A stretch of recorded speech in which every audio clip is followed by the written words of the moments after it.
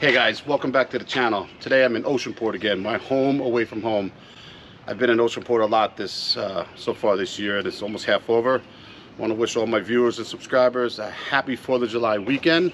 My wife and I are going to a wedding out in Pennsylvania, but anyway, I'm here today to put the disconnect in for this hot tub that we did a couple weeks ago, maybe like 4 or 5 weeks ago. You pointed out in the comments that I didn't put the disconnect in. Of course I know I got to put a disconnect in. I had a bad day that day apparently and forgot to do it. So I'm here today to not only put the hot tub disconnect in, but to also put in a new charge point electric vehicle charger. So as always, thanks for coming back and watching these videos. And if you haven't already liked this video, please do that. Hit the subscribe button and the notification bell so that you'll be notified every time we upload a new video. Thank you, and I hope you enjoy this video. Alright, so the first thing I want to do here is I want to disconnect the wiring that I installed a couple weeks ago to do this hot tub. I got 2 branch circuits going here attached to the circuit breakers, and what I'm going to be doing is I'm going to be replacing the branch circuits with what's known as a feeder. Now, a feeder is what goes between the circuit breaker and a panel board. I'm not exactly sure if that's exactly how to define it in the NEC, but anytime you're supplying a circuit breaker enclosure, that is known as the feeder. And of course, a branch circuit derives from the circuit breaker and goes to an appliance or a device. We can go over the exact definition of that at another time if you'd like, or maybe I'll edit this video and put that in there. So I'm just disconnecting the existing wiring that is there. As you can see, this panel is very full. And what we want to do is we want to put a 50 amp double pole circuit breaker to supply the electrical panel we're going to put on the outside. And so if you're an electrician watching this and you don't have this extra large size kneeling pad made by Klein Tools, what are you waiting for?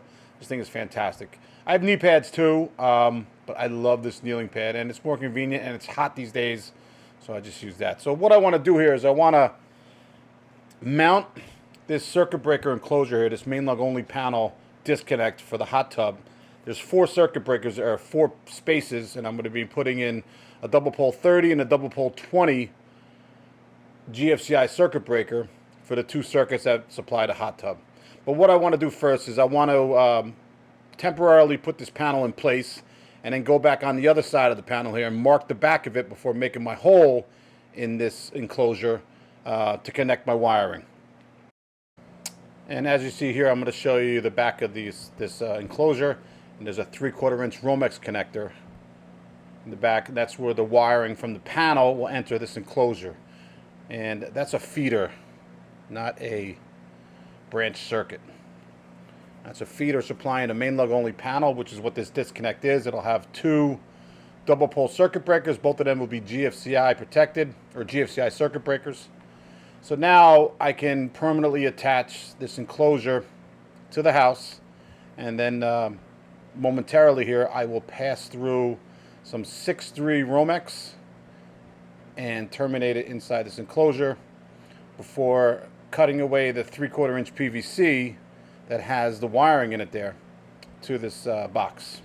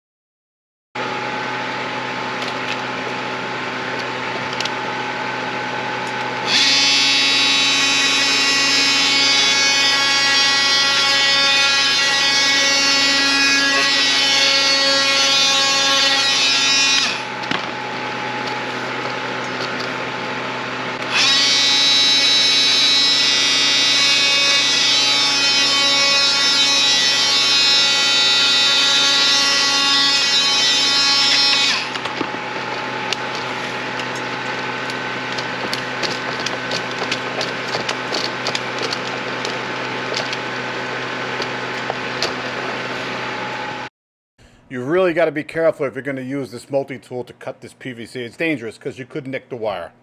All right, so I've been doing this a long time, and I've done this a few times. And so what I'm really doing is I'm just scoring the PVC just enough where I can break it, and so I don't have to cut too much. it's a lot easier to do this when it's warm outside as well. If you try to do this in the wintertime, you're probably not going to be as successful. Now, there is a plumbing tool that plumbers use to cut their pipe where they wrap it around. I can't remember the name of the tool. And I used to have one, and I probably have one on my truck someplace, but I haven't seen it in a while. And I am pretty organized, so I must have lost it. So if you're going to do it like this, just be real careful and just try to score it and then just work it until it breaks off so you don't damage the conductors. And then, of course, always check to make sure you haven't damaged the conductors as well. Here I didn't, and I got lucky. And so while I wanted to use 3/4 inch PVC to extend this, I did not have an expansion coupling with me, which I would need to be able to get this wiring and the conduit into this fixed main lug only panel I have here. So I used the flex and sleeved it through, and this worked out well, and I'm confident that this is in a spot where it will not be subject to physical damage from such as a car or a rake or a lawnmower. So I'm confident that this will be this will last for years here. So I'm just using a female PVC adapter, a 3/4 inch female PVC adapter. So it's like a coupling on the one end, and then on the other end it has the threads on the outside. I'm sorry, on the inside.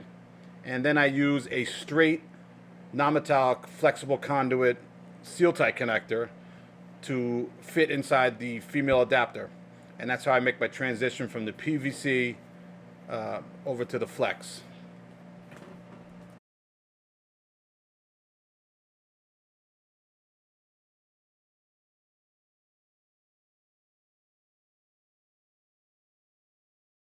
All right, so now I'm terminating my branch circuits, and of course I have a double pole 20 and a double pole 30. Even though I thought it was originally a double pole 40, it's actually a 30 amp circuit, I later found out. So I got number 8 conductors there, which is fine. It's oversized, which is fine. That's the circuit that has the neutral.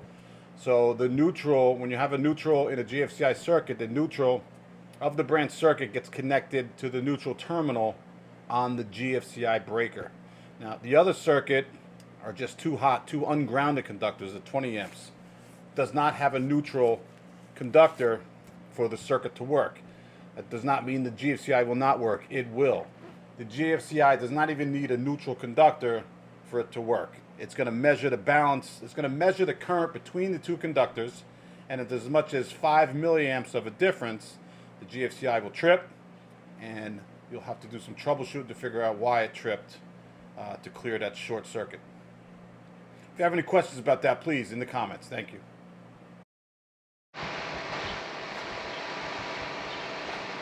So once I've terminated my branch circuits to the circuit breakers, it's essential that you hook up the neutral supply from the GFCI breaker to the neutral bus, or the neutral ground bar. I hate to say the neutral ground bar, but the neutral bar. Okay, so inside this panel is 4 wires. There's 2 hots, there's an equipment grounding conductor, then there's a grounded neutral conductor. Those are 4 different conductors, and each of them have a different purpose, although 2 of them are the same. The 2 ungrounded connectors supply the bus that the circuit breakers attach to. Okay, and then the 2 pigtails of the neutral wires coming off of the circuit breakers get tied to the neutral bus inside this panel. And that's how a GFCI circuit breaker works. Very important that you do that. This is also important when you're installing an arc fault circuit breaker as well. It's going to monitor both of the wires in that circuit, especially a 120 volt circuit. It's going to measure the neutral current and the hot current. These are 2 double pole circuit breakers, 240 volts. And so only one of them has a neutral circuit because it probably has a 120 volt parallel circuit within the 240 volt series circuit, if you understand what I'm saying. If you have questions in the comments, please leave the comments. That's great. And ask those questions. There's a lot of knowledgeable electricians I've noticed in the comment section, and I appreciate the people who have experience in this that answer the questions if I can't get to those, if I can't answer them first. I appreciate that.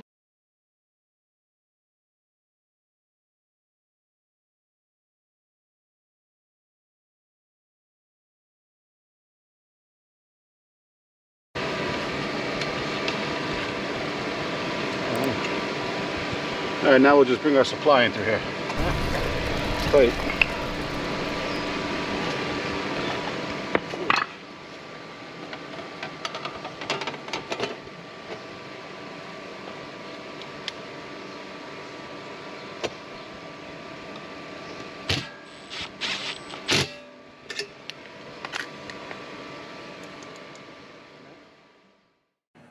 Okay, so now that the outside disconnect is wired up and the branch circuits have been terminated, I'm able to work on the inside here.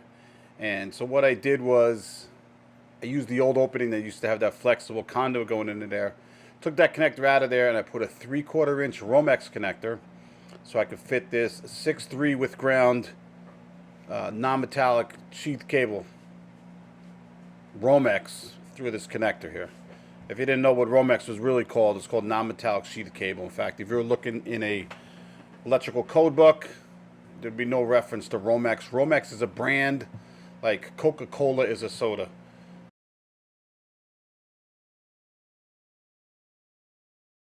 And so once those conductors are inside the panel here, I was able to find one space for the number 6 ground, the neutral wire. And there was one space for the equipment grounded conductor as well. Very filled panel there. And I'm not exactly sure what happened to the footage of me connecting the circuit breaker, but you'll have to take my word that I installed a double pole square D QO 50 amp circuit breaker to the outside hot tub disconnect. A little later on in this video, coming up next, is going to be the start of the wiring for the electric vehicle charger. And it's another charge point charger that we're putting in, and we're hooking this one up to a 60 amp double pole QO breaker.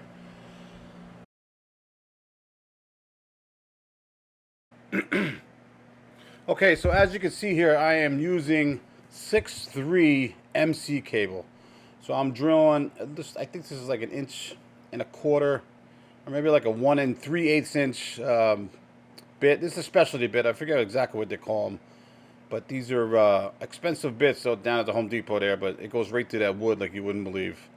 I wish I could remember the name of it, but I'm just using my M12 drill here, and it goes right through that wood, no problem with this bit. I forget exactly what it's called, but anyway, I'm using 6'3" MC cable here because it's going to have a different insulation on the conductor that's good for up to 65 amps. So that's why I'm using that. And as you can see, it's very flexible. It has its own equipment grounding conductor, but my supplier didn't have any 6'2". All he had was 6'3", so I just used a short piece here. I think I ordered a 10-foot piece. I wound up using maybe 5 feet of it. Because right on the other side of the wall in the lower right hand corner there, beneath that telephone box, is where the charger is going to be on the other side. Now I'm using my multi-tool here just to cut this jacket. You got to be real careful you don't nick the conductor. And as you can see here, this conductor will come right off.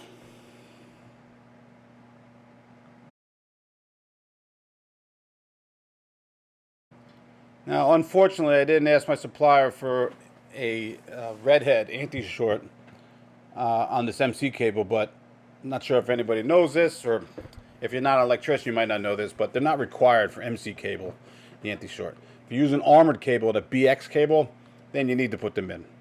But for the MC cable, they're not required. So instead of worrying that I didn't have a anti-short, I just pull a little of these conductors out a little bit further than they need to be, and I'm just going to wrap this with some vinyl electrical tape here, just so the area where the conductors meet, where I cut the jacket on the MC cable, there's a little bit of protection. See, I just pushed that back in right there, and I'm fine with that. I started this circuit up before I left. There was no problems. You might be asking me, why am I running a neutral for the charge point? Well, like I said, my electrical supplier only had the 6'3", not the 6'2". So I took it, and then I just cut it off inside the charger so it's there. And then I did the same thing inside the panel. I think I just taped it off and left it at the bottom. It's an additional conductor for later if you needed it. It wasn't required here. And so I'm using 3/4 inch MC connectors here. And what I'm going to do is I'm going to push this up inside one of the KOs that I've taken out in the bottom of this panel. And then eventually we'll connect it to a double pole 60 amp breaker.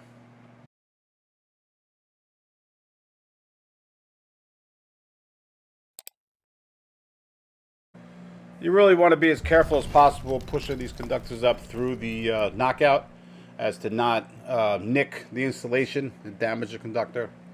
You just want to be careful there. I really got to say I like these charge point chargers a real lot. The installation is super easy, convenient. I like that you can take out the NEMA 1450 male cord body and hardwire it. That's a real nice deal. Obviously, there are some cheap and some really good NEMA 1450 receptacles. As far as I know, all the ones I put in, there's never been a problem. I've never got a callback for a burnt up 1450 receptacle, so I'm only going by what I hear other people talking about and other electricians, and obviously in the comment sections on some of my videos, but I've never had that problem. But I like the idea where I don't have to put an outside receptacle. It's just another box on the outside. I like that I can direct wire this and it's done correctly, and it's satisfying to do it correctly and have it working by the time you're done there in a nice, neat, workmanlike manner. That's important too. So the next step is to go outside, and I've prepped the charger, and I've taken the cord body out of there, and I've opened up the hole, the knockout in the back of the charger. And what I'm going to do is I'm going to set this in a place where I want to permanently attach it to the house here, and I'm going to take a Sharpie and I'm going to mark through the knockout where I want to make my hole for the MC cable to come into the back of this charger. So I'm just setting it up in a nice spot, probably the same height as that disconnect right there. And I believe the manufacturer wants these at least 24 inches off the ground, which I was well above. I was probably about 30 or 32 inches. I forget exactly what. But that's important, especially here in the Northeast, where it's a good possibility to get some snow and some snow drifts, like that landscape transformer box. You know, we get an 18-inch snowstorm, and there's drifts. That's going to be inside the snow and probably damage the landscape transformer, and maybe you'll have to replace that prematurely. So I'm using the same bit I used to drill through the wood stud, and I'm just going to go slowly here at first, maybe go backwards, and I think my pilot hole, the pilot drill comes out and I got to reattach it, so I'm going to do that. I'm going to speed this up and edit it real quick.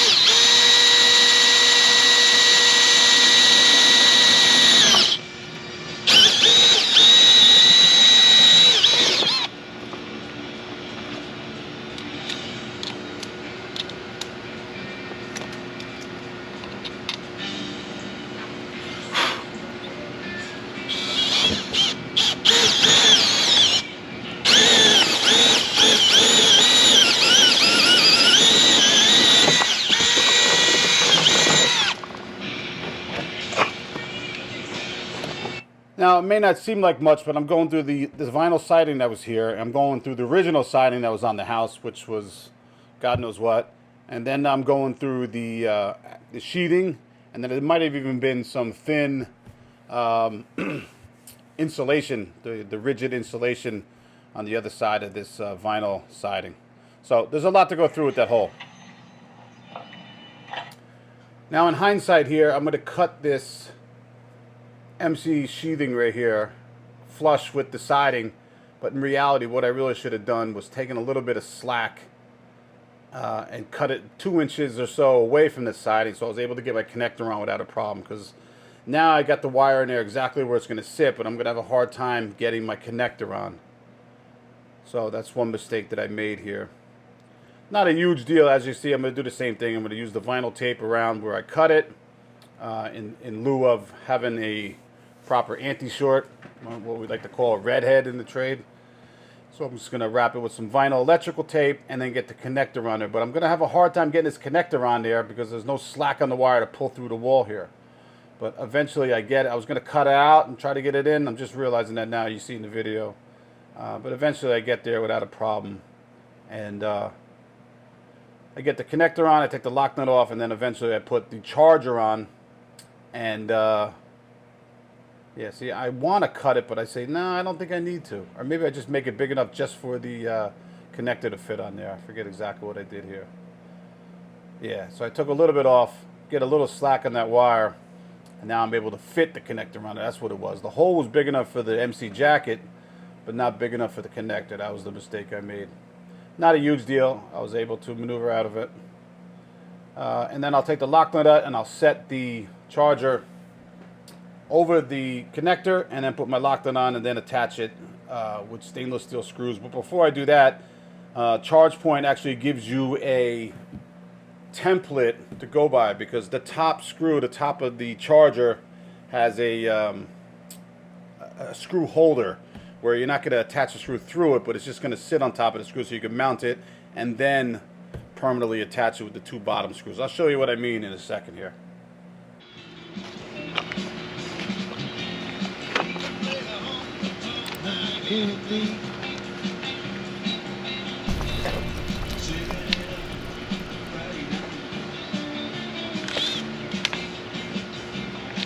Okay, so what I did was, I forgot to use the template at first here, but you got to use it to line up your screws. So what I did was, I actually had the charger up there and I marked the two bottom screws, and then I made holes in the two bottom screws of this template so I knew where the top screw would land. And so that's what I'm going to do here, is I'm going to just put a screw right on the template hole and mark it, and then I'll take the template down and then drive it home to where it needs to be before finally attaching it with the two bottom screws. That's how I did that.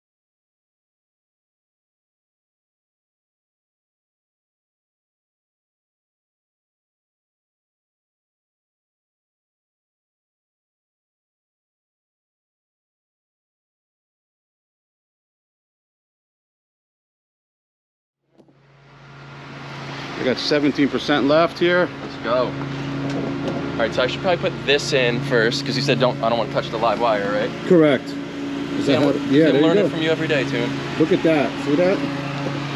The Tesla adapter with a ChargePoint connection. Ooh. I think you're in business. She's purring. So the blinking light tells you that goes from blue. Yeah, the green. We like the green. Yeah, we like the green. I know about the green. I've done a few Teslas before. Actually, no. Actually about 50 of them. So, but I don't know everything. Nice. The cool thing right here in the app, you can see it. You can How fast is that going? You can set the charge limit. So let's do it at 80%. Okay. You would know better than I, but it looks like you got some. You're going about 16 amps right now. That's slow. You can go faster if you wanted to. Oh yeah. I don't know if that does damage to the battery though. I'm not exactly sure. Looks like for now 16 might be the max. But it looks like it might be calibrating because the time keeps going down. So gotcha. Interesting. But we're in business.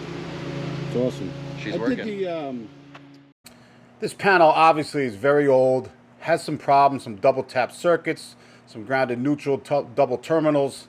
We're going to upgrade it shortly. My friend's wife here is pregnant and due any day. So I can understand why he wants to put this off just for the time being.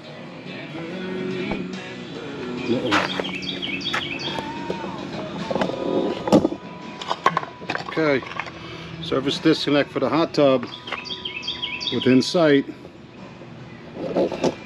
Hey, if you guys like this video, do me a favor, hit that like button. Subscribe to the channel, hit the notification bell, and as always, we'll see you on the next one.